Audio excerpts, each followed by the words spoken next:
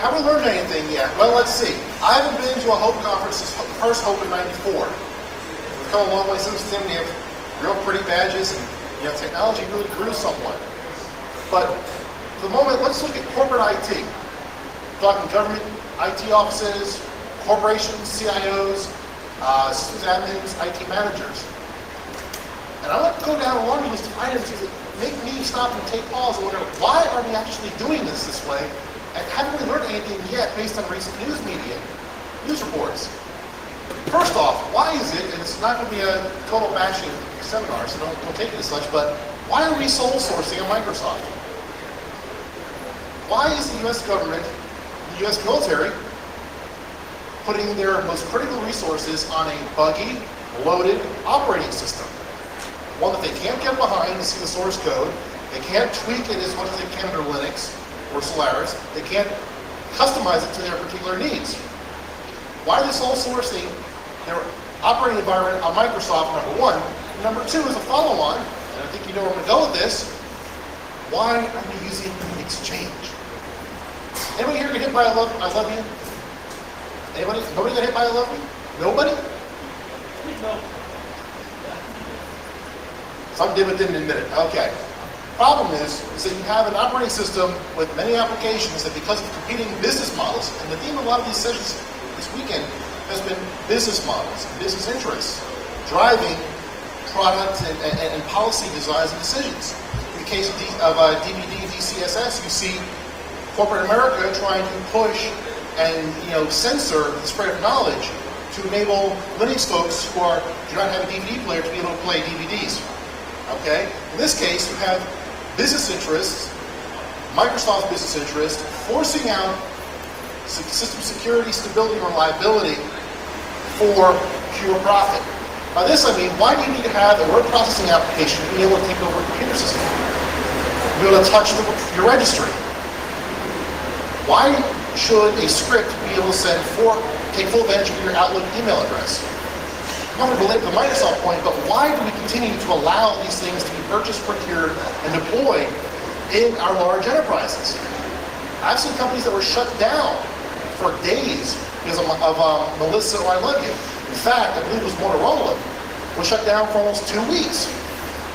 2 weeks without email in corporate America today. That's just on the verge of death as far as I'm concerned. Okay, you can't survive without email in corporate America. One more Microsoft bashing thing. Windows 2000. Anybody play with it yet?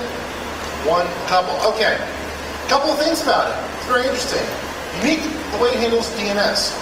And this scares me.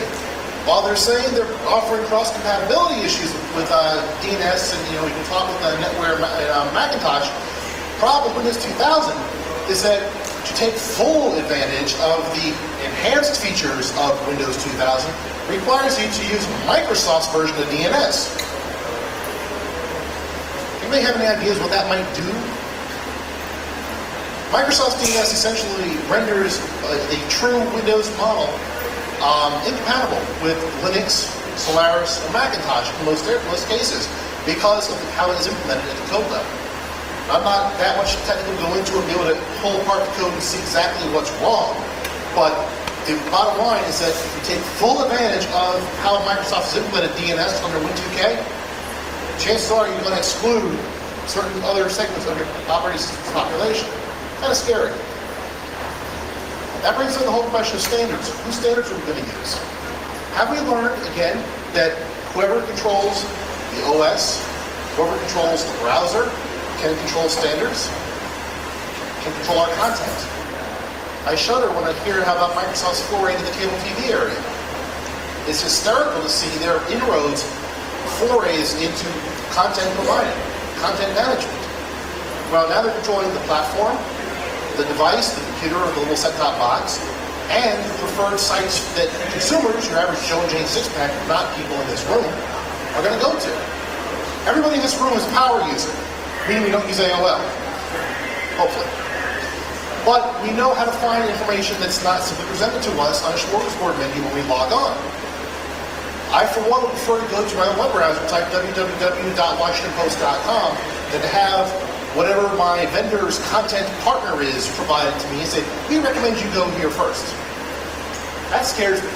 Talk about these corporate mergers, merging large companies, Time Warner and AOL, merging companies and content together. Well, pretty soon we are going to get into this Big Brother mentality when the content you're going to see is developed and produced and released by business interests and business decisions. CNN is owned by Time Warner. Therefore, CNN is now owned by AOL. That scares me. One area that's really, really interesting at these conferences is the media's perception of hacker v. cracker versus computer criminal versus anybody else. Any media in here? No media? Rock didn't make it, okay. People have a huge misperception. This has always been a problem. We've had, as long as I can remember, been involved with the hacker scene, you have people considering everybody who knows more about computers than they do a hacker. If you can dance circles around your parents' use of a computer, then you're a hacker. If you can use Microsoft's dial-up networking and dial into your ISP instead of AOL's one-click connect, you've got mail window, you might be a hacker. That's scary. The media blames everything on a hacker. The guy who wrote the Melissa virus is a hacker. The fellow who brought down eBay was a hacker. Well, conferences like this, and other ones I've been at over the years, I mean, talking to people who have been old school hackers, I'm talking old school hackers, and then old school, is that hacking is not just how good you are by the keyboard, it's a state of mind. Okay? Media all too often equates hacker as somebody who does some evil with the computer. Haven't we learned by now that hackers are not that? I'm not going to go into the whole hacker-cracker ethos debate. That's a little bit beyond the scope of this exercise. I don't want to bore you all today. But the concern I have knows in my line of work that we're all hackers. We all think outside the box. We all question authority. We all question why things are a certain way. We all question why we're being forced to use a certain product or a certain set of services when we know we can do better by going elsewhere. But why doesn't anybody above our pay grades listen? That's something for corporate management to think about, corporate America. A lot of my articles that I talk about this very issue. Why are we being forced into this mold of standards pushed onto us by big business? A lot of times those standards are either conflicting or they're notoriously insecure. The second group I want to talk about are consumers, the teachers, and the media. We talk about the media, and we had some sessions today and yesterday about how the media portrays hackers, so I'm not going to reiterate that, but I still cringe whenever I hear the media say, well, hackers defaced a web page, or hackers brought down eBay. Not necessarily. The question I always think is, how poor was this site's security prior to Hacker X or Person X finding out that loophole? eBay, this is really funny, during the weeks right after the eBay, the question of liability came up. Now by that they're saying, well, Amazon, eBay, these companies went down because of widespread denial of service attacks. The question I would raise is, who is liable if the website gets defaced by a 14-year-old? I know more 14-year-olds who have more common sense and more technical wherewithal than most government systems administrators. But yet the government's saying, no, you can't do this because it's against the law. Well, if the government folks were more technically competent, maybe there wouldn't be a problem at all. But I would offer for discussion that close down your own holes first, make sure your laundry's in order, before you start telling us how to work our things. I mean, it makes very little sense for me to preach on something that I know nothing about. I don't assume to go in and teach a Unix 101 class. I do a 101 class, I couldn't do a 401 class. I would not go in and preach Unix 401 to you people. I am not a Unix wizard. But I know enough about Unix to be able to give you a good overview of what the operating system is and how to get around it. So it comes down to knowing your role and knowing your capabilities. Interesting panel that I unfortunately missed was one on our teachers and parents your enemy. And I love some of the stories I hear from people in the underground around the world saying, well, my teacher kicked me out of the computer lab because she thought we were reading 2600 magazine. Anybody here been accused or been a victim of something like this? What happened to you?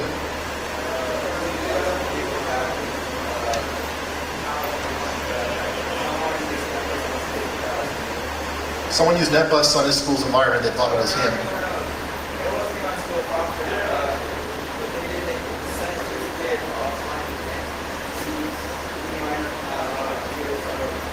told the school counselor that it was me hacked the computer.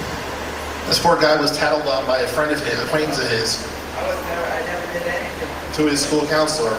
Something happened off-site. They told the school counselor School counselor what happened. called my mom and asked if we were hackers. School counselor called his mom, asked if his mom knew that she was raising a hacker. I don't know if I should do this or not, but Okay. Yeah, and my mom was like, yeah, blah, blah, blah. Thank you. And then I woke up from my nap and she told me what happened. And I was like, okay, I didn't do anything. And then this school counselor told my mom that, I wasn't in any trouble at school because it didn't happen at school time or school grounds. So, but then she sent an email to all my teachers telling me not to allow me to use their computers, to print or put in diskettes in the computers. And I don't know, one of my teachers told me about that, and that's how I found out about that. But that counselor was harassing all the kids that year. That's about my story. he's not alone. Simply because somebody is a good person with computers does not make him or her a bad person. Stereotype. Again, I'm going through a laundry list of items that were discussed partly during the rest of the weekend. But I want to bring them up there in the context of, have we learned anything from all of this? We have the same sessions at Beyond Hope, same sessions at Hope. Every now and then they come up at DEF CON, Black Hats, and other security conferences, and no one seems to learn. So again, this is just another call for, if I could take a giant hand and kind of just do a little smack to the American public or the world and say, wake up. We've been doing this for 15 years now. Why don't you fully see the light and smell the coffee? You ever follow up? Another story. We'll take that one offline. A lot of times when I've done investigation reports in the private sector, I tell people, it wasn't a hacker. This person, this adversary. I really cannot bring myself to the point and say, this hacker did something to my network. That hacker did it too. CEO, we had a hacker attack. I've corrected my boss on more than one occasion because I don't think that a hacker is all bad. That's all I'm going to say on that issue. So have we learned to differentiate between hacker, cracker, criminal? No. Is the government helping in this area? No. Hackers is a term that if you search the Library of Congress and the Congressional Record, you'll see is used much more frequently on one-minute speeches and congressional reports to describe anybody who has knowledge about computers that uses them for adverse purposes. A cyber terrorist. What is that? Anybody who knows the true term what a terrorist does, they want attention, they want it now.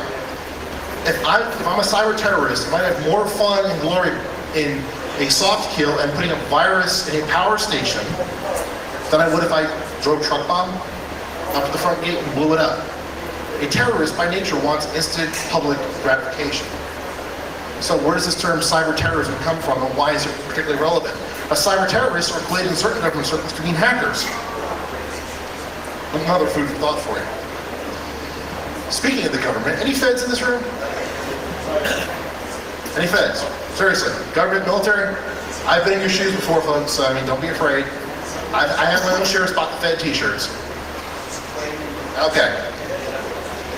No, I was not at DEF CON last year. Wasn't. The lead organization for dealing with computer crimes in the country is the Federal Bureau of Investigation, the FBI. Then the FBI is a subset called NIPSI, the National Infrastructure Protection Center. Infrastructure protection is a new buzzword based on what? The government's misperception that computers control everything and there's not a darn thing they can do about it. What scares me, and should scare all of you, is that, number one, the government's rather clueless in this area, but number two, it's not as bad as they think it is. And they're making information warfare, cyber terrorism, out to be the buzzword similar to what many of us grew up with during the Cold War. Remember doing little bomb drills at school, in the 70s and early 80s. What happens if an attacker, if Russia launches missiles at us? Now here, the missiles are gone per se, but the interest is on cyber terrorism. That's what scares us at the kitchen table. Does anybody else feel this way? Show of hands that they're overhyping this cyber terror threat and it's really getting out of hand. It's media hype. It's soundbite. It sounds cool and it scares the bejesus out of people because it gets them right where it counts, at the kitchen table.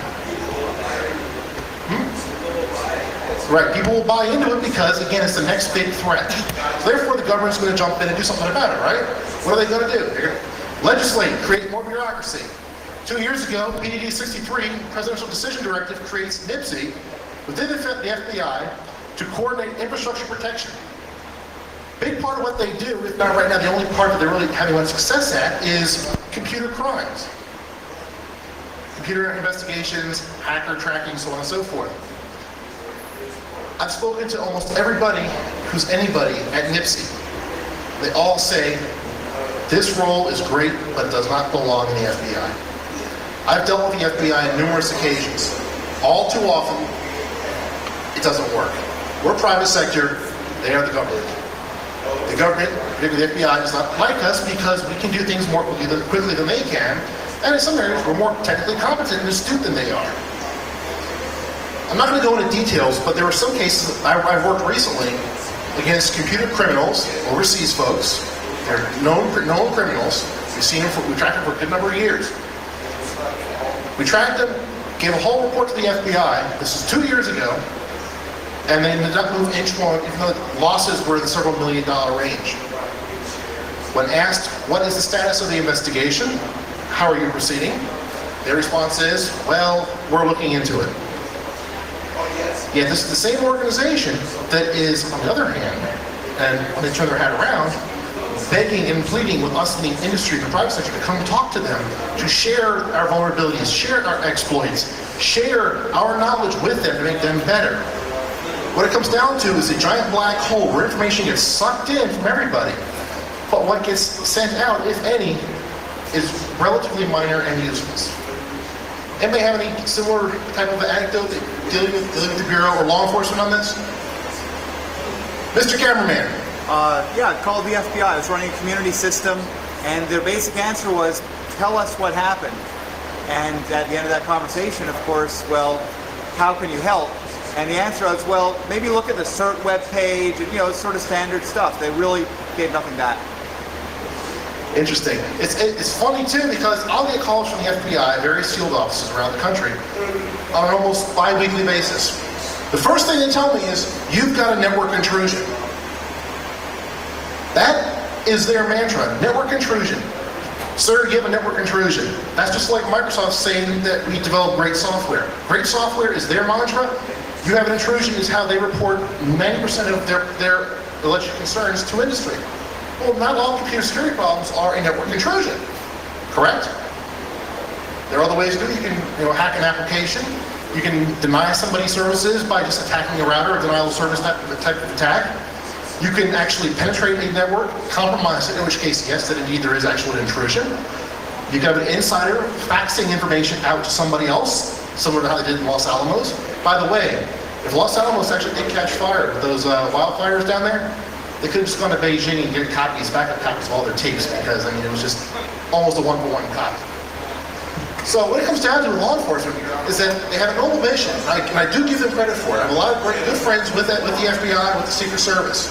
I'm not disparaging them, but the mindset has to change. A lot of folks I speak with say computer crime is a problem, we have to deal with it, but it should be along elsewhere and not be under this umbrella of the FBI and how the FBI does business.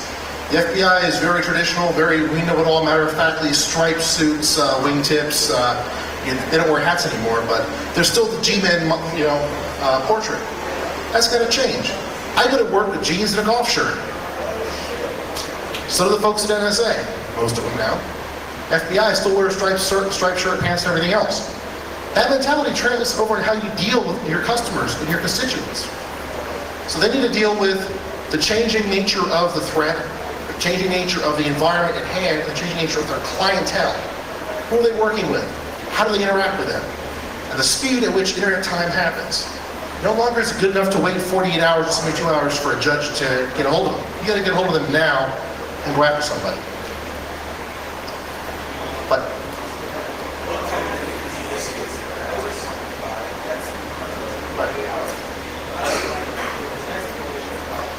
he wants to go to work in Dockers and polo pants.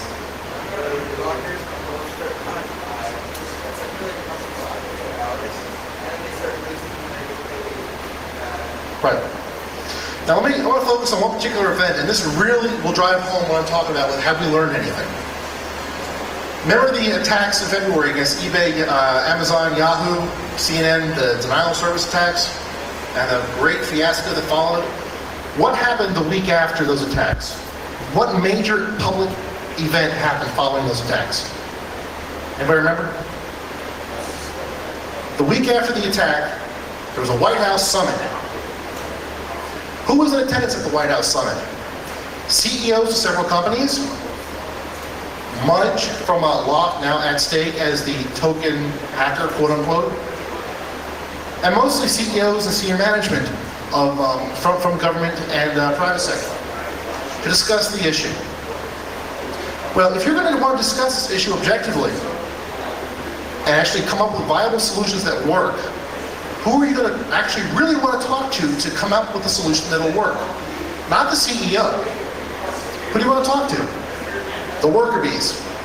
They want to have the systems managers, your IT directors, your CIOs. Bring in some more, consultants to discuss this issue. Forget the directors, get the admins. Okay, get the systems admins in. Yeah, CEOs are old men. Okay, I won't go that far, but some of them are. Okay, we're not all stupid. Are you CEO, sir? No, I'm just an old man. Ah, okay. Well, we're all getting old, so I can't complain. But you want to have people who actually can address the problem, the pros and cons, the realities of the situation. The problem is, if they were really interested in that, now think about this. This is February of an election year.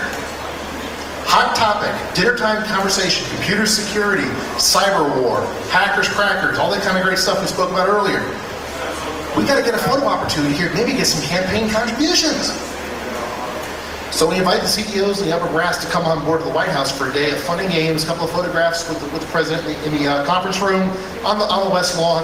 All is fun and glory, and guess what? Nothing happens. It's all political. You want to have a conference to discuss the issue? Bring people who have a clue about the issue, not folks who hear about it third and fourth hand from their admin who got it from their CTO person who got it from their IT admin who got it from their systems administrator who got it from WTOP in the morning coming into work. You want to get it from people who can affect the change and tell you what can and can't be done technically. Don't just do pie in the sky stuff with your upper management. Why have we not learned? Again, why have we learned? Why can't we figure out that we need to have the worker bees more involved in these type of decisions? Not leave it to the senior policy folks. It's not about solving the problem, it's about providing service.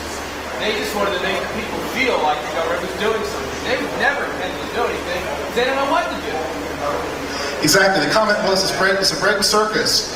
They can't solve the problem. They don't look like they're solving the problem. They give everybody a warm, fuzzy feeling. Indeed, they are. Well, you gotta understand, it's a steep learning curve for most politicians, because this is not fair running the court.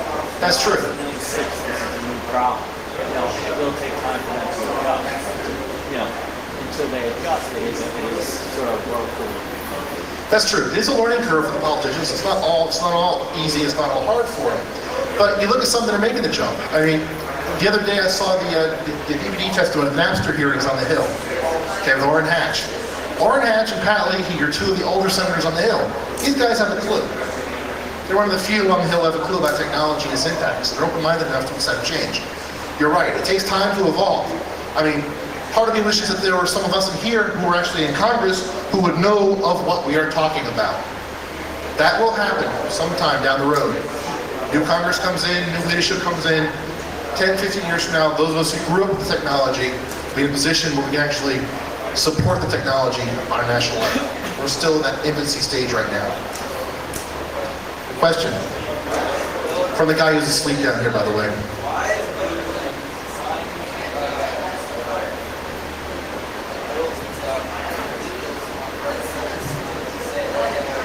Why is Bill Clinton signing legislation with a digital smart card?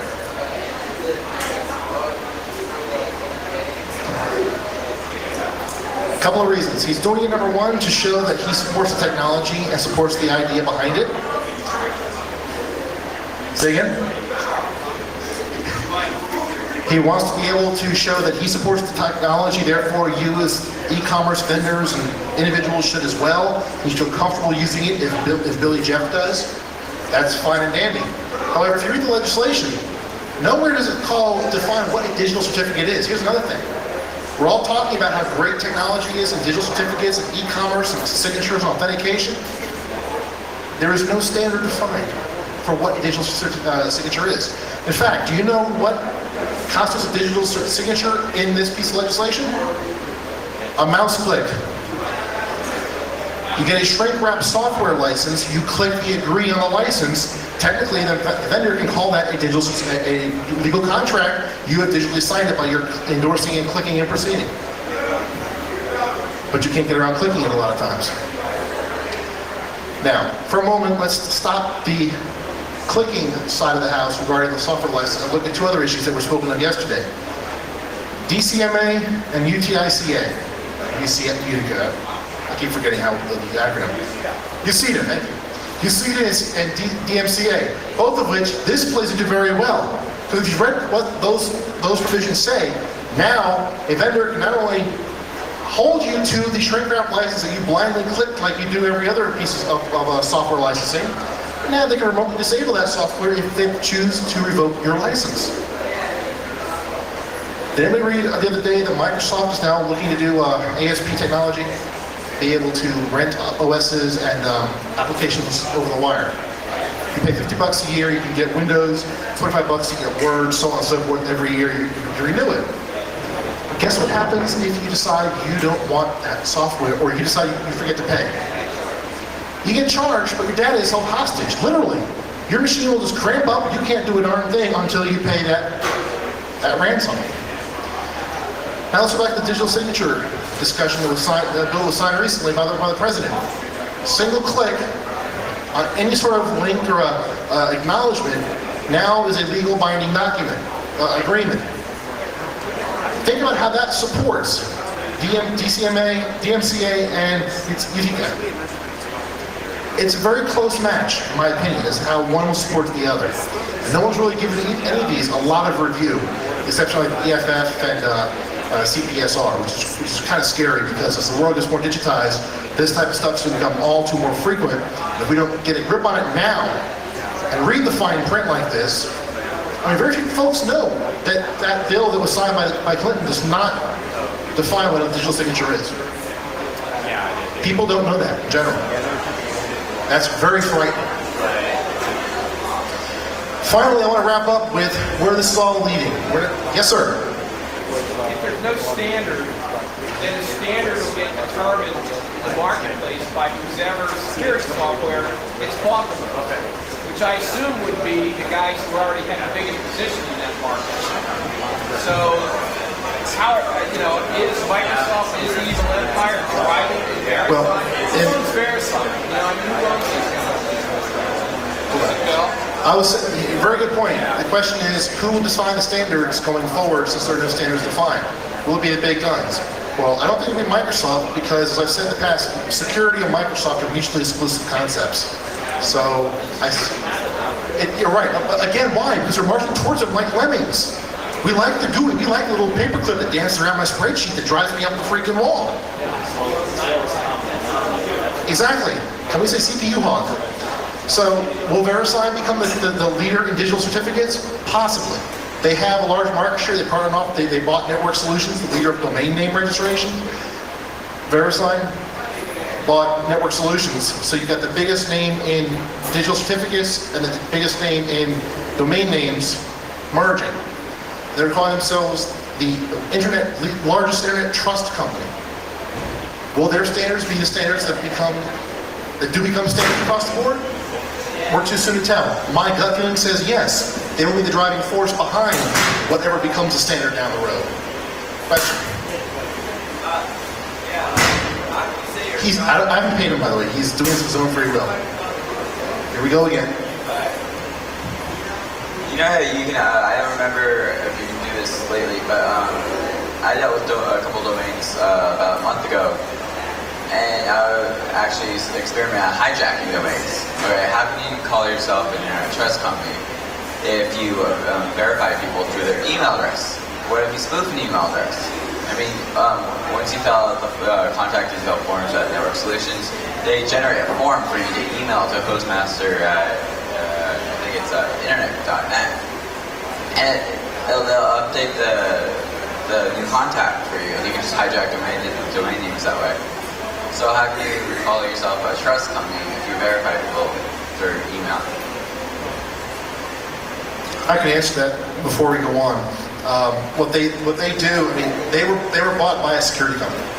Okay, VeriSign. I mean, they're closing a lot of holes now that they didn't used to, that they had open, and I don't think they would have been closed if they weren't bought by VeriSign, because VeriSign, being a trusted company, has exorbitant standards internal to them, quality assurance and security, to make sure that they are indeed trustworthy. And I think had that not happened, you're right. I mean, this could have gone on for a while. But I think last week or 2 weeks ago, Network Solutions closed down the hole that allowed you to send an email template in and hijack domains by the thousands. So hopefully so far so good. You got a question, sir? No, I was just going to explain. Yeah, that's what we just did. Oh, you were? Okay. On to the final segment of this particular meeting here. I want to talk a bit about where we're going as a society. There's a great book out called The Surveillance Society. In particular, I want to talk about how we're moving into a digital surveillance society. What scares me is that as technology grows and gets so intertwined with everything we do, from ordering books, to buying DVDs, to which region of the world we can play DVDs, to how we can listen to music. If I buy a CD, somebody in big business tells me how and where I can copy and play these tunes for my own personal use. All these things are coming together, and a lot of the models that come up are pay-per-view models. Well, now let's look at privacy in general across the board. Internet privacy, as we've heard several times today alone, is non-existent. Anybody can find out information about anybody else. That's no problem. Or is a problem. However, let's look at the issue of big business getting involved now and tracking what each of us buys online or does things. Do we really, really want Columbia Records to know that I bought the Metallica S&M album? And then, okay, now I had to license it to them, license it from Columbia to put it on my Rio player, and then get an unlock code for 2 CD copies that I can now put from my car, my wife's car. Do we really want people to know what we buy on Amazon, what we buy online? Forget the cookie issue. I mean, we know the cookies, they're dead and buried. But we're moving towards a database society where your online motions are being tracked constantly. What you do. As I'm hearing the DVD and the Napster debates going on, I don't really want big business to know what my particular musical interests are. Because that's one thing. Then we get issues like medical privacy, other issues.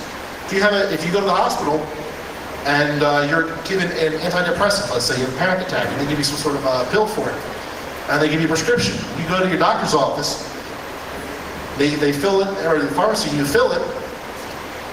Who knows you were prescribed antidepressant? Your doctor? Yes. The hospital? Yes. The pharmacy? Yes. Who else? If insurance pays for it, your insurance company. Medical information, you gotta love it, or you gotta hate it or fear it if you're a patient. I very rarely let insurance pay for any drugs I might get. For prescription drugs, not drugs. I have a problem with that. If I'm ever prescribed something for whatever, I don't want it by some marketing wizardry or by some cyber criminal being able to find out what I am being prescribed. That's the invasion of what I call my privacy. That's a problem. Am I worried about it? Yes. Do I have a lot of faith going forward? It's wavering. But people are being more and more easily tracked around the world. That's why Zero Knowledge is coming out with these great tools. You know, BGP was great in securing email.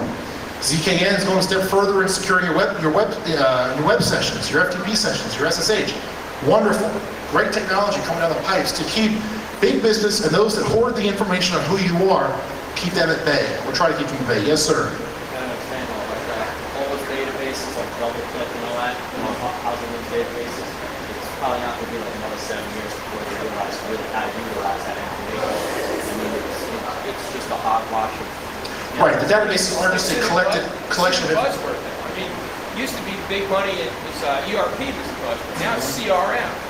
The guts of CRM are not really about keeping people's addresses straight. they're about studying demographics from like sales information of how people are navigating sites, what they're buying, what they're not buying.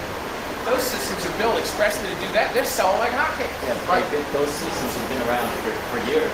They're just getting plain. Yeah, Well, you look now, back- now they're becoming public. And you're right, it'll take them a couple of years to figure out what to do with them. Right. And And if you go a step further, now even with the DNA testing and what they've done with that, and now the fact that you, in a couple of years, you may be denying a job based on what you may be prone to get somewhere in your life, which your employer may not want to pay for out of pocket to support the insurance costs.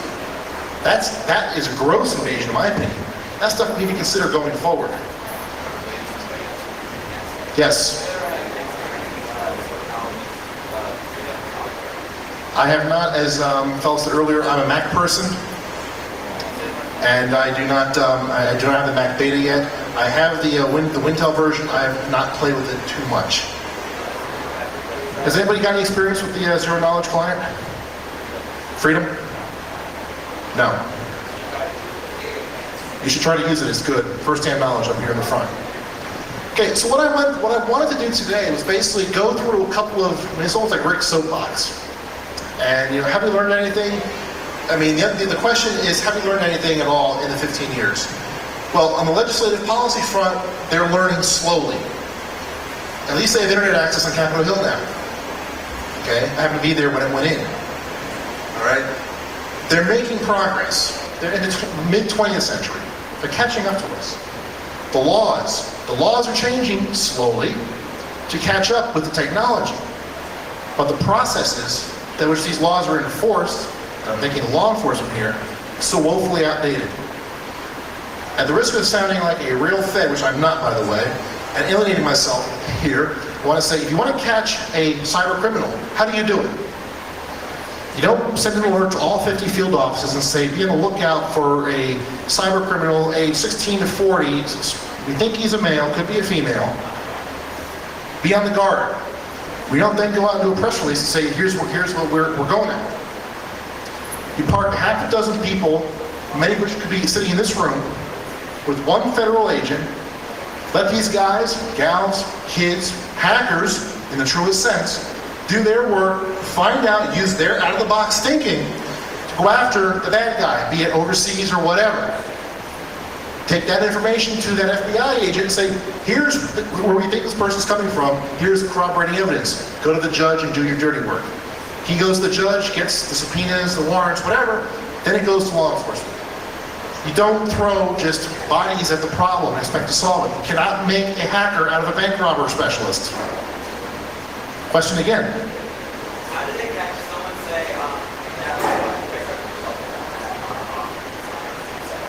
that's that guy,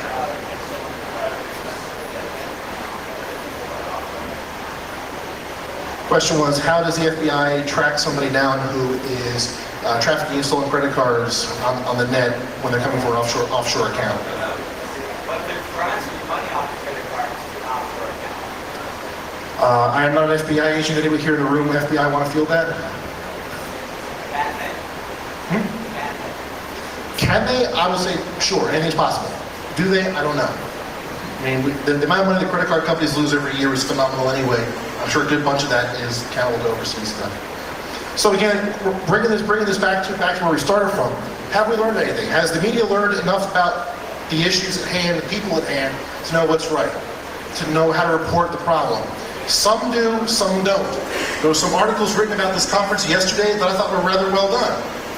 So there's a select few reporters out there, in fact one of them is actually here, that knows how to talk the talk, walk the walk, and report objectively on what they find. They have no problem calling this a hacker conference and that hackers were in attendance. Because I guarantee you 95% of the people in this conference are hackers in the truest sense. Whether you're a console cowboy, a freaker, college kid who just happens to know about how things work at a fundamental level. The reporters are learning slowly. The policy makers are learning slowly. Time is going to be the factor here. We move in the industry so rapidly with new technologies. I mean, 3 years ago, MP3 was just in its infancy. Now it's the rage, and there are commercial business models based on it. Now there are legal issues about, the Nutella, Napster, pirating, sharing, hijacking of music. The law has to catch up with technology, but it's never going to get there because we move at light speed. And the legislators are just now beginning to realize that, yes, this is a problem, we need to address it. Napster's been out for what, about a year? And they finally now had hearings on it. Used to be there'd have to be a problem for 3 or 4 years before the Hill would be interested in conducting hearings. When eBay was attacked in February, 2 weeks afterwards, there was a press conference at the White House. We spoke about that before. That was really a photo op. But the Hill had hearings where they brought in specialists from all over the country to discuss internet security, how denial of service and training in TFN worked. So they're now realizing we got to address these issues now, not wait. Yes, sir. Question. For law enforcement and for the government to be able to harness the creative ability of hackers to track down people that are engaging in criminal activities associated with networking or computing, just in general form. The thing I wonder about that is, one, I don't think that the strength of the hacker community is in the individual hacker. It's in the fact that it's a community, and information travels quickly within that community in a very informal way.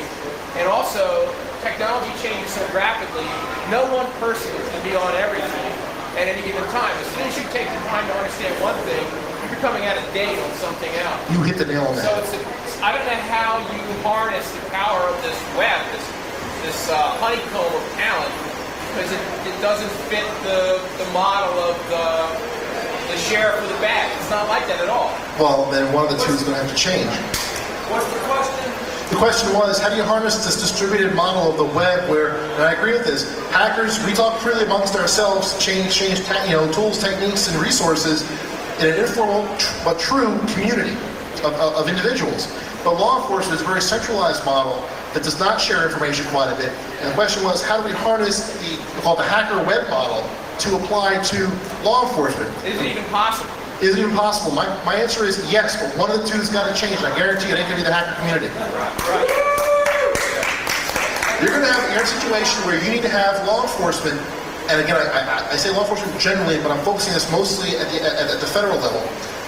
Law enforcement needs to be able to talk to each other, again, as a community, not as, I'm a federal agent of the FBI, you, sir, are state police in New York, you are local police in Maryland, and there's this hierarchy here. If you work on a computer crime case, the techniques I'm using as an FBI person might be the same techniques you're using. They may not be.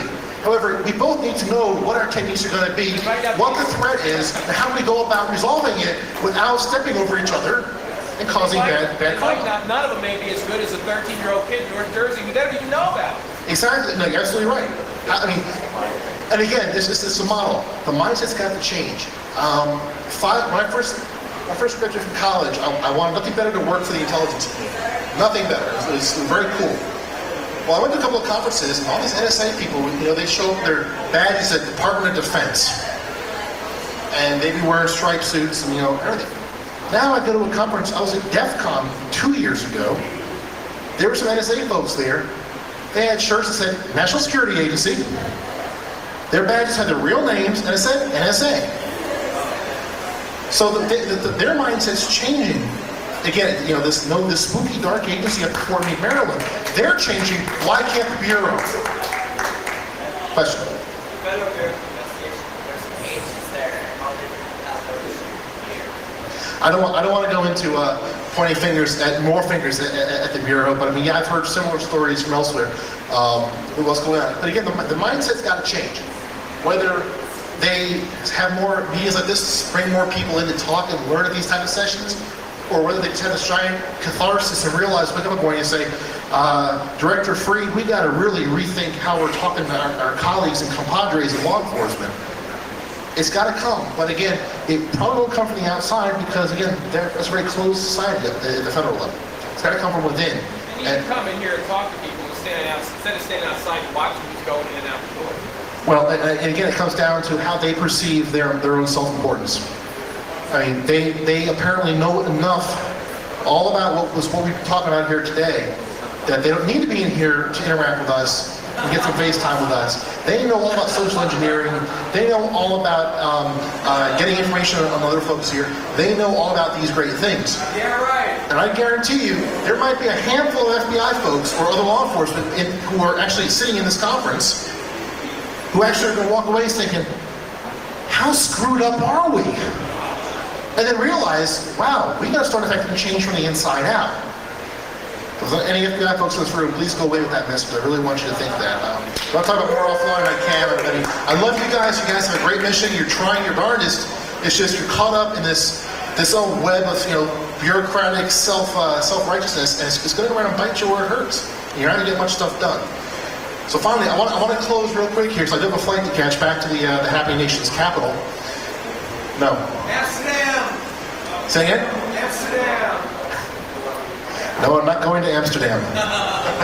I'm going 100 and some odd miles south of here to our nation's capital, where it's bought a house. But anyway, what it comes down to is this. What I try to do, outside of getting on a soapbox and kind of just going off in various tangents, is to illustrate a couple of concerns that I see as someone who's deeply involved in this whole internet thing. There are problems endemic in the legislature, in law enforcement, dealing with computer crimes, at the personal privacy level that affects each of us individually and as a nation. I mean, I don't want to go to holding information warfare and what this great, that's overblown too in certain areas. There's no such thing as a silver bullet information warfare thing. Okay, as a side note, last year we went after Slobodan Milosevic in Yugoslavia. There was a couple of reports that said the Pentagon was talking to various folks that couldn't go after Slobodan's bank accounts. Information warfare was going to do that and make it happen. Would that have had a serious impact on the outcome of the conflict? Probably not. We're going to use data. They're going to use AFWIC. They're going to use Air Force IW folks to do it. And if you follow the Moonlight Maze stuff, AFWIC has stepped on themselves on more than one occasion as well. So I don't hold them in too high of a regard either. With that, I want to close. I want to thank you for your attention here. I mean, it's kind of free-flowing. I want to get a little discussion going. We had that. You can get a hold of me. My email address is in the back of the program. On my website, got some articles. You can cite them, quote them, whatever you'd like. It'd be wonderful. Thanks for your time. Hope you had a great conference, and I look forward to seeing you guys in the future. Thanks.